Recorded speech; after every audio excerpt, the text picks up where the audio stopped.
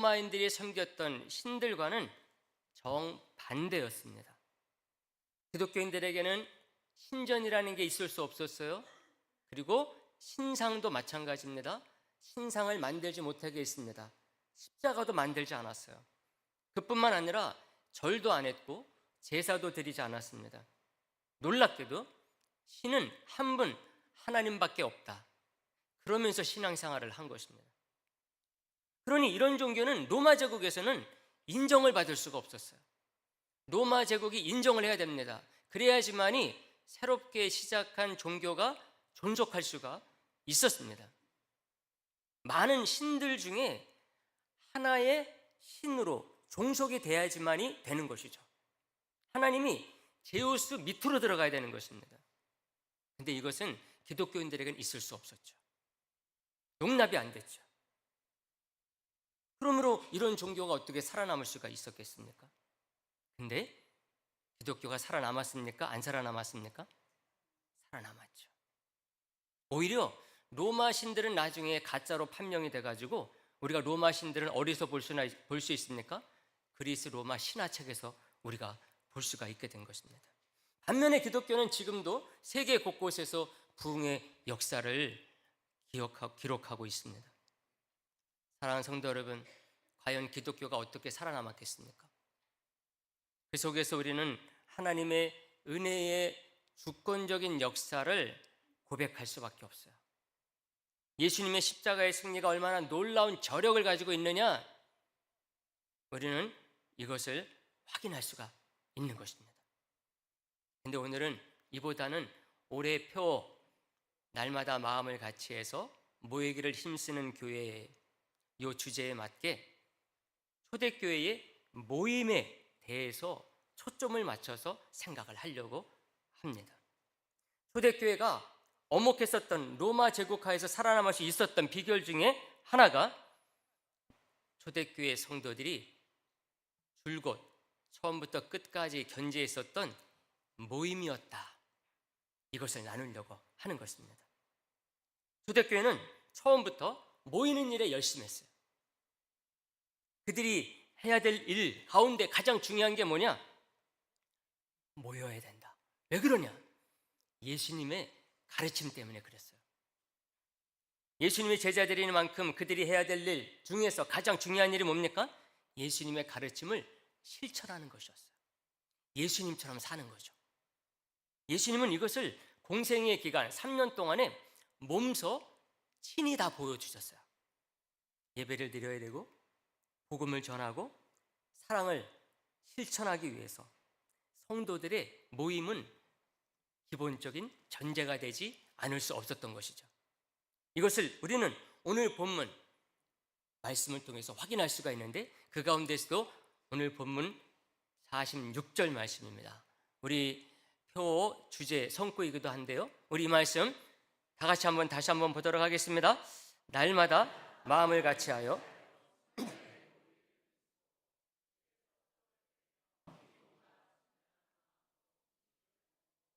아멘. 성전에 모여서 뭐 합니까?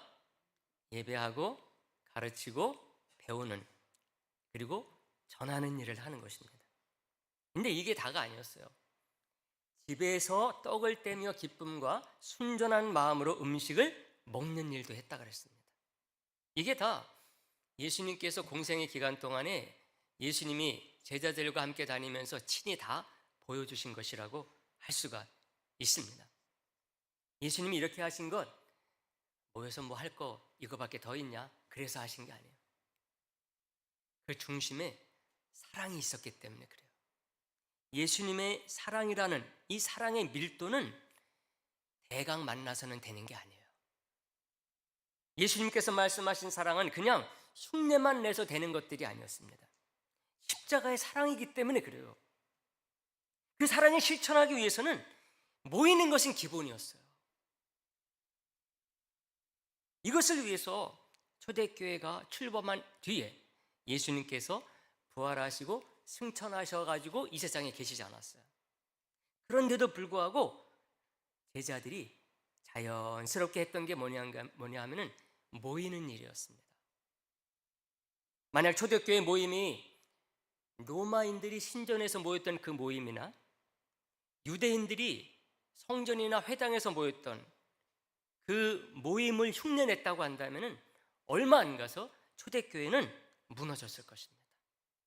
근데 초대교회 그들의 모임은요, 로마인들이 마을마다 도시마다 몇 개씩이나 지었었던 그 신전에서 모였던 모임과 달랐어요. 유대인들이 예루살렘 성전에서 모이고 회당 마을마다 만들어가지고 모였던 그 회당의 모임과 차원이 달랐습니다. 그들은, 초대교회는 성전에서도 모이고 집에서도 모였어요. 이 말이 뭔가 하면은 어디서나 언제든지 모였다는 말입니다. 46절에서 성전에 모이기를 힘쓰고 라는 이 말은 우리들에게 많은 것을 가르쳐 줍니다. 여기서 말하는 성전은 어느 성전이겠습니까? 예루살렘 성전이죠. 처음에는 여기서 초대교회 성도들이요, 수천 명씩 모였어요. 우리가 읽지 않았지만은 2장 41절이 딱 보여줍니다. 2장 41절 말씀 다 같이 한번 보도록 하겠습니다. 그 말을 받은 사람들은 세례를, 아멘. 몇 명이나 모였다 그래요? 3,000명. 이 모임이 어디서 있었습니까? 어디 성전이에요? 예루살렘 성전입니다. 예루살렘 성전은요, 엄청나게 컸어요. 솔로몬의 성전보다 훨씬 넓었습니다. 스룹바벨의 성전보다 훨씬 넓었어요. 이 가운데서 어디에서 모였을까? 솔로몬 행각이라고 하는 곳이 있습니다. 거기에서 모였을 것입니다. 왜냐하면 이곳은 마음만 먹으면요, 수천 명은 충분히 모일 수가 있는 넓은 장소였습니다. 그 외에 다른 성전의 장소들은요, 여자나 이방인은 들어갈 수가 없었어요. 예루살렘 성전은 그런 곳이었습니다. 근데 이런 초대교회 모임이 오래 갈 수 있었느냐? 오래 갈 수 없었어요. 왜냐하면 기독교인들의 정체성이 얼마 안 있어서 드러나기 때문에 그렇습니다. 그러므로 대제사장을 비롯한 성전 권력자들이 그냥 내버려두지 않았어요. 그들이 누구냐? 자기들이 얼마 전에 십자가에 못 박아 죽게 한 예수님의 제자들이다. 이것을 그들이 알게 된 것입니다. 실제로 사도행전 2장을 넘어서 4장에 가게 되면 베드로와 요한이 복음을 전하다가 붙잡혀갑니다. 5장으로 가면 사도들이 복음을 전하다가 옥에 갇힙니다. 그리고 7장으로 가게 되면 스데반이 이들에 의해서 돌에 맞아 순교를 하게 돼요. 그 이후 어떻게 됐느냐? 초대교회가 핍박을 피해서 다 흩어져 버립니다. 그래서 사도행전 8장 1절에서 이렇게 말해요. 이 말씀도 우리 다 같이 보도록 하겠습니다. 다 같이 봅니다. 시작. 사울은 그가 죽임당함을 마땅히 여기더라.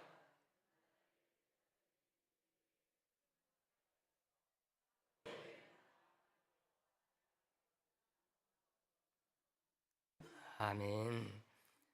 사울은 그가 죽임을 당함을 마땅히 여겼다 그랬는데 여기서 그가 누굽니까? 스데반이에요. 스데반을 사울이 때려 죽인 것입니다. 사울이 누굽니까? 예루살렘 성전의 권력자들을 대리해서 이런 짓을 하고 다니던 사람이었습니다. 그리고 나서 어떻게 됩니까? 박해가 있어가지고 다 흩어졌다 그랬어요. 유대, 사마리아 뿐만 아니라 외국으로 다 도망가 버렸습니다.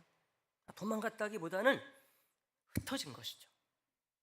학자들은 초대교회가 오늘 본문에 나오는 말씀처럼 성전에 모여가지고 수천 명씩 예수님을 믿는 이런 일들이 생기고 이런 모임 같은 것은 짧으면 수주, 좀 길면 수개월 정도밖에는 지속하지 못했을 것이라고 단정을 지어서 말을 합니다. 예수님께서 부활승천하시고 40일 후에 오순절에 성령을 받습니다. 그리고 초대교회가 출범을 합니다. 그리고 나가지고 그들이 예루살렘 성전에서 모이는데 막 전하면은 수천 명씩 믿었다는 거예요. 근데 그 모임이 얼마나 오래 갔느냐? 이런 형태의 초대교회 모습은 그로부터 짧으면 수주, 길어봤자 수개월밖에 지속되지 못했다는 것입니다. 왜 그랬느냐? 방금 본 이런 일들 때문에 그런 것입니다. 예루살렘 성전 권력자들이 그냥 내버려두지 않았다는 것이죠. 핍박을 한 것입니다. 그래서 스데반처럼 죽임을 당하는 사람들까지 생긴 것입니다. 그러니까 다 흩어져 버린 거죠. 근데 이렇게 흩어진 초대교회 성도들, 이것으로 흐지부지 되지 않았어요. 왜 그러느냐? 이 사람들의 모임은 처음부터 예루살렘 성전에서만 모인 게 아니었기 때문에 그렇습니다. 이게 바로 올해 우리 표어 46절 이 말씀을 통해서 확인할 수가 있는 거예요. 우리가 그런 의미에서 46절을 다시 한번 봅니다. 46절 말씀을 우리들이 다시 한번 새로운 관점에서 볼 수 있어야 되겠습니다. 다 같이 보겠습니다. 날마다 마음을 같이하여 성전에 모이기를 힘쓰고 집에서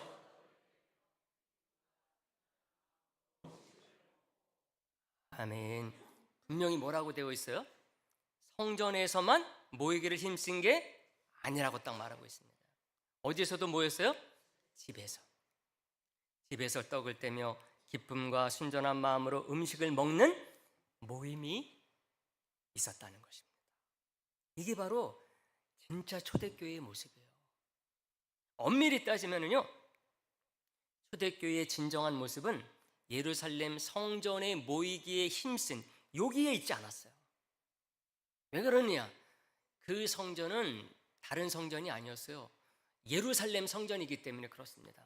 거기에는 대제사장을 비롯한 예수님 십자가에 못 박아 죽게 한 사람들이 권력을 딱 잡고 있었습니다. 그리고 또 하나는 예루살렘 성전은 뭐 하는 곳이었느냐? 가장 중요한 게 제사 드리는 거예요. 짐승 잡아가지고 제사 드리는 것입니다. 이때도 그 제사를 드리고 있었습니다. 근데 초대교회 성도들이 왜 예루살렘 성전에 갔을까요? 기독교인들은 제사 안 드리잖아요. 근데 왜 갔느냐? 거기에 사람들이 많이 모이니까. 뭐 하려고요? 전도하려고 간 겁니다. 그러므로 초대교회의 진정한 그 핵심 맥락은 46절 가운데서도 뒷부분에 있는 것입니다. 집에서 떡을 떼며 기쁨과 순전한 마음으로 음식을 먹는, 이것을 통해서 초대교회는 심화되고 그리고 또 확산이 되고 발전하게 된 것입니다. 그들은 자신의 정체가 딱 드러나면서요, 성전이나 회당을 활용할 수가 없었어요. 자기들이 누구냐? 저 사람들은 이스라엘 사람이지만 유대교 회당 사람들이 아니야. 기독교인들이야. 예수 믿는 사람들이야. 이게 드러나면서 그들은 예루살렘 성전에도 유대인들의 회당에도 모일 수가 없었어요. 반면에 성도들의 집, 가정, 그곳이 교회가 됐어요. 그곳이 예배 장소가 됐어요. 그곳에서 말씀을 나누고 가르치고 배우고 사랑을 나누는 현장이 된 것입니다. 이것을 47절이 잘 보여주는 거예요. 47절 말씀, 그런 의미에서 다 같이 보도록 하겠습니다. 다 같이 보겠습니다. 하나님을 찬미하고 또 온 백성에게 칭송을 받으니.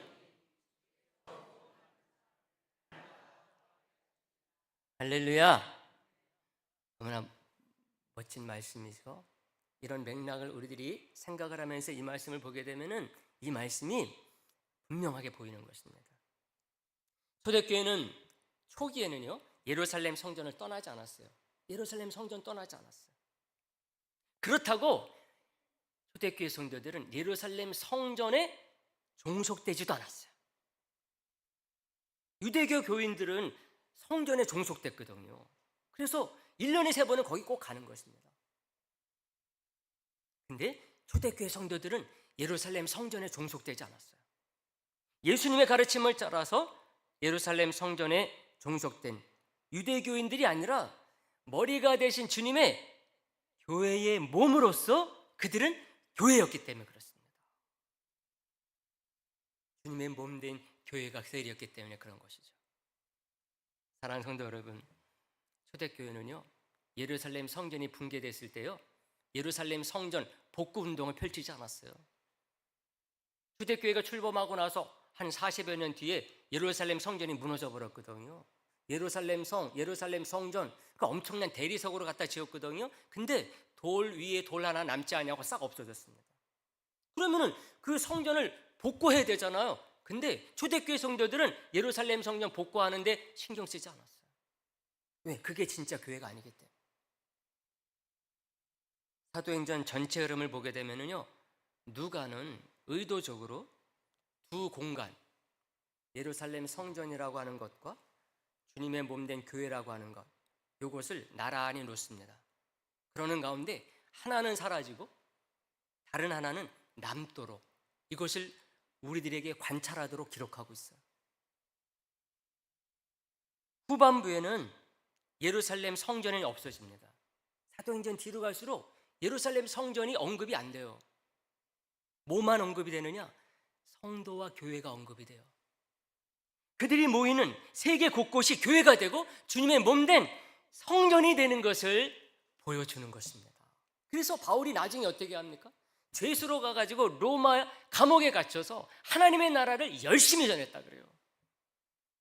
거기가 교회가 된 것입니다. 사랑하는 성도 여러분, 안타깝지만은요, 오늘날 한국 교회는 사도행전 2장에 예루살렘 성전의 집회가 끝나던 시점과 구조적으로 아주 비슷한 그런 국면에 처해 있습니다. 초대교회의 모습을 생각하면은 오늘날 교회는 계속해서 반대로 가고 있어요. 사도행전 앞부분에서 뒤로 가야 되는데 사도행전 뒷부분에서 거꾸로 가고 있다는 것입니다. 19세기 덴마크의 키에르케고르가 이런 말을 했어요. 그 당시는 덴마크가 다 기독교인들인 거예요. 나라 전체가 다 기독교인인 거죠. 근데 실제는 그게 아니었어요.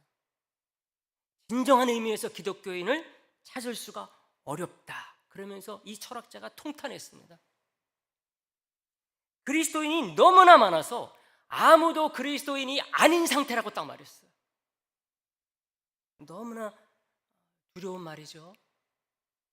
19세기에 여기 가도 기독교인 저기 가도 기독교인 부딪히는 게 다 기독교인이에요. 그런데 뭐라고 말했느냐? 그리스도인이 너무 많아가지고 아무도 그리스도인이 아닌 상태가 됐다 그랬습니다. 그리스도를 따르는 성도가 아니라 그리스도를 흉내내는 군중이 가득 차다 있다는 것입니다. 예수님은 존경을 하긴 하는데 예수님의 제자가 되진 않는다는 것입니다. 너무나 안타까운 모습을 말해주고 있어요. 근데 이게 19세기 덴마크, 유럽에만 그러느냐? 그게 아닌 것입니다. 특히 코로나 이후 성도들이 질적으로 바뀌고 있습니다. 왜 요즘 선택과 집중에 대해서 말을 합니까? 이게 사회에서만이 아니라 교회에서까지. 전에는 교회가 하는 것은요, 다 잘 됐어요. 교회가 하는 일은 다 잘 됐어요. 다 잘 모였어요. 낮에도 모이고 밤에도 잘 모이고 주일에도 잘 모이고 주중에도 잘 모이고 그랬습니다. 부흥회를 하게 되면 밤에도 하고 낮에도 했어요. 왜? 밤에는 밤대로 모이고 낮에는 낮에대로 모였기 때문에 그래요. 근데 요즘은 그게 아닌 시대가 됐습니다. 뭘 해도 안 되는, 안 하려고 하는 시대가 됐어요. 왜 그렇습니까? 세상이 그만큼 힘들어졌거든요. 세상, 사회, 사람들이 선택과 집중에 대해서 말하기 시작한 때가 언제입니까? IMF 이후거든요. IMF 이전에는 뭘 해도 잘 됐어요. 열심히 하면 다 됐어요. 근데 IMF 뒤에는 이게 열심히 해도 안 되는 거예요. 그러니까 무슨 말을 합니까? 선택과 집중해야 된다. 모든 기업이 다 살 수 없다. 선택과 집중을 해야 된다는 거예요. 모든 사람들이, 모든 시민들이 무엇이든지 열심히 하면 다 되는 시대가 지났다. 그러니까 선택과 집중을 말했어요. 근데 이게 교회 안에까지 들어온 것입니다. 교회 안에까지 들어왔어요. 세상이 그만큼 힘들어졌기 때문에 그런 것이 아닌가 추측할 수가 있어요. 사람을 피곤하게 하고 스트레스에 찌들어 살게 하고, 그리고 사람이 사람을 대하는 것을 가장 힘들어하는 시대가 됐어요. 옛날엔 그렇지 않았거든요. 이웃이 좋았거든요. 사람이 좋았어요. 근데 IMF 이후로 사람이 사람을 힘들어해요. 근데 이게 성도와 교회 안에까지 들어왔어요. 그러므로 교회에서까지 뭐를 말하느냐? 선택과 집중에 대해서 말합니다. 왜? 뭘 해도 안 되니까. 하나만 하자는 거죠. 힘들어하니까. 여러 가지 하면 힘들어하니까. 가능한 한 선택과 집중해서 잘 되는 것 하나만 하자는 거예요. 이게 지혜로운 말인 것 같은데 너무나 슬픈 말입니다. 살기 힘들었다는 그런 결론에서 나온 말이 선택과 집중인 것입니다. 근데 이것이 교회 안에까지 들어왔다는 거예요. 그러면 우리가 무엇을 선택하고 어디에 집중해야 되겠느냐는 거예요. 하나님 중심하고 예수님을 중심하고 성령의 중심이 돼야 되죠. 이것을 위해서 우리가 말씀을 중심하고 교회를 중심하고 생명을 중심하는 성도가 교회가 돼야 됩니다. 그러면 이것을 위해서 우리가 뭐 해야 되느냐? 모여야 되는 거죠. 이런 것을 SNS로 하고 카톡으로 대신하고 전화로 대신하고 돈으로 대신한다. 여러분, 이런 것으로 할 수 있는 일이 없고 할 수 없는 일이 있는 것입니다. 될 일이 있고 안 될 일이 있는 것입니다. 근데 주님의 제자로서 주님의 그 사랑을 이 세상 가운데 전하는 것은요, 이런 정도로 안 되는 거예요. SNS로, 카톡으로, 전화로, 돈으로 이 정도로 안 되는 것입니다. 우리가 그런 사랑을 받은 사람들이에요. 근데 우리가 그런 사랑을 이런 것 정도로 하려고 하면 된다? 불가능한 것입니다. 그래서 뭐 해야 되는 거죠?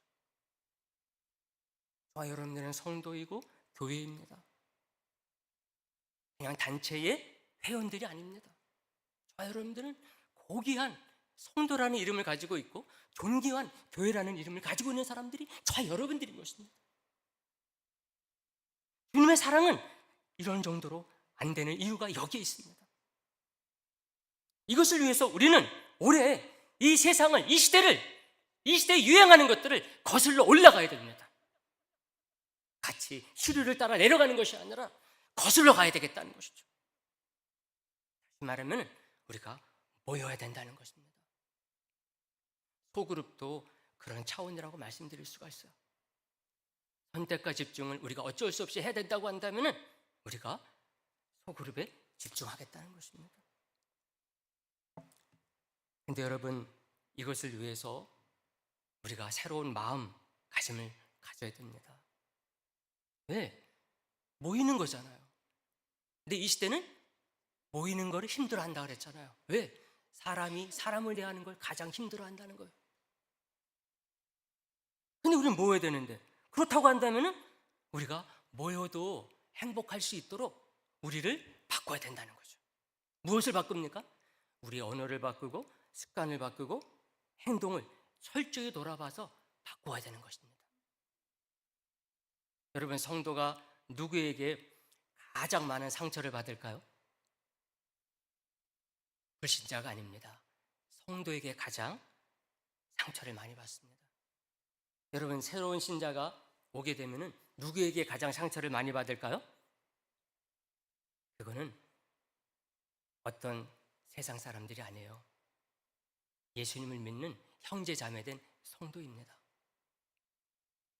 딜레마예요. 기존의 성도들은 부흥을 바라고 우리 교회의 새 가족이 항상 보이기를 원합니다. 근데 막상 그런 새 가족이 오게 되면 그들을 시험에 들게 하는 사람이 누구냐? 기존의 성도입니다. 왜 그렇습니까?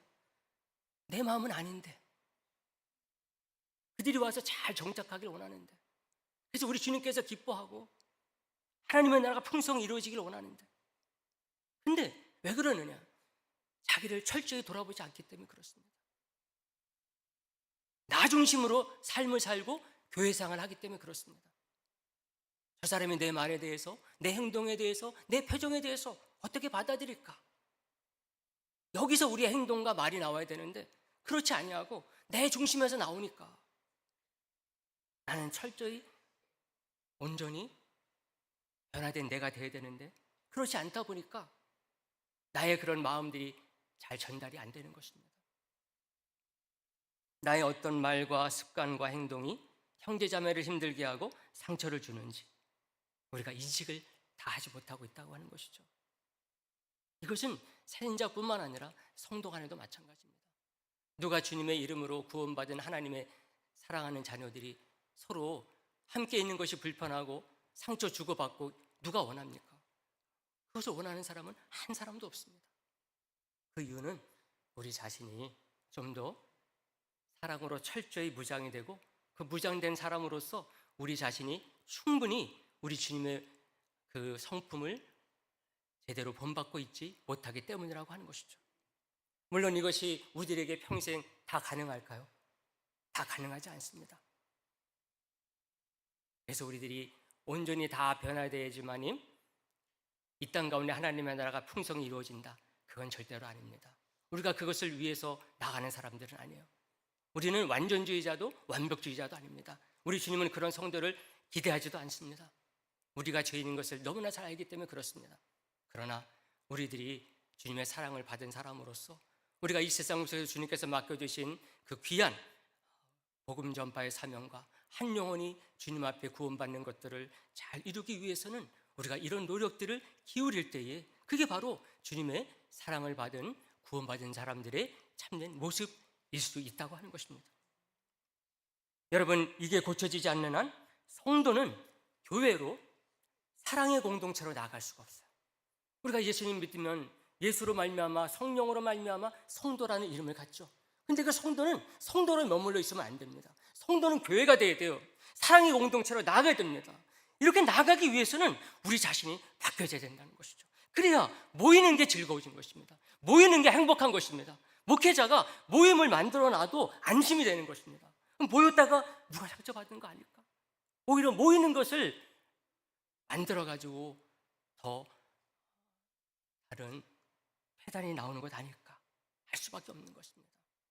근데 우리가 딱 마음을 먹고 우리 자신을 돌아보고 그러한 부분들을 고치려고 노력하면은요, 이거는 많은 시간이 필요하지 않아요. 우리가 그만한 신앙의 경륜이 있기 때문에 그렇습니다. 마음을 딱 잡고 우리가 그런 주님께서 원하시는 참된 모여도 아무 탈이 없는 성도가 내가 돼야 되겠다 하는 마음을 갖게 되면은 이것을 금방 할 수 있습니다. 왜? 성령님께서 그 마음을 아시기 때문에 그렇게 돌아볼 수 있도록 하시고 고칠 수 있도록 만들어 주신다는 것이죠. 그래서 이를 위해서라도 우리 자신을 돌아볼 수 있기를 간절히 소망을 하겠습니다. 그래서 정말 올해 날마다 마음을 같이 해서 모이기를 힘쓰는 교회가 되고 모여서 좋은 행복한 그런 교회가 될 수 있게 되기를 간절히 바라겠습니다. 말씀 정리합니다. 오늘 우리는 새해 첫 주일을 맞아서 표대에 대해서 생각을 했어요. 특히 초대교회가 이 말씀을 가지고 어떻게 살아남아서 우리에게 이 신앙을 물려줄 수 있는지를 생각을 했습니다. 그 중심에 뭐가 있었느냐? 모임이 있었다고 말씀을 나눈 것입니다. 이것을 통해서 우리가 새해 어떤 성도, 어떤 교회를 이루어가지고 모임을 사모하고 특히 새롭게 시작될 이 소그룹, 이것을 어떻게 초대교회 그 모임처럼 되게 할지에 대해서 생각을 한 것입니다. 그러므로 오늘 말씀 기억해서 올 한 해 정말 우리 표대로 놀랍게 나아가는 성도 되기를 주님의 이름으로 부탁의 말씀을 드리겠습니다. 하나님 아버지 감사를 드립니다. 2026년을 우리 하나님의 은혜 가운데 시작하게 하시고 첫 주일 예배를 통하여 귀한 말씀을 주시니 이 말씀 가운데 우리가 든든히 서는 해가 되게 하여 주셔서 우리 성도, 우리 교회 정말 이 세상 많은 사람들이 부러워할 수 있는 행복하고 아버지 기쁨이 넘치는 우리 교회, 우리 성도 되게 하여 주시옵소서. 그래서 주님께서 기뻐하시는 많은 영혼을 구원하는 귀한 교회 되게 하여 주시기를 원하옵고 예수님의 이름으로 기도하옵나이다. 아멘.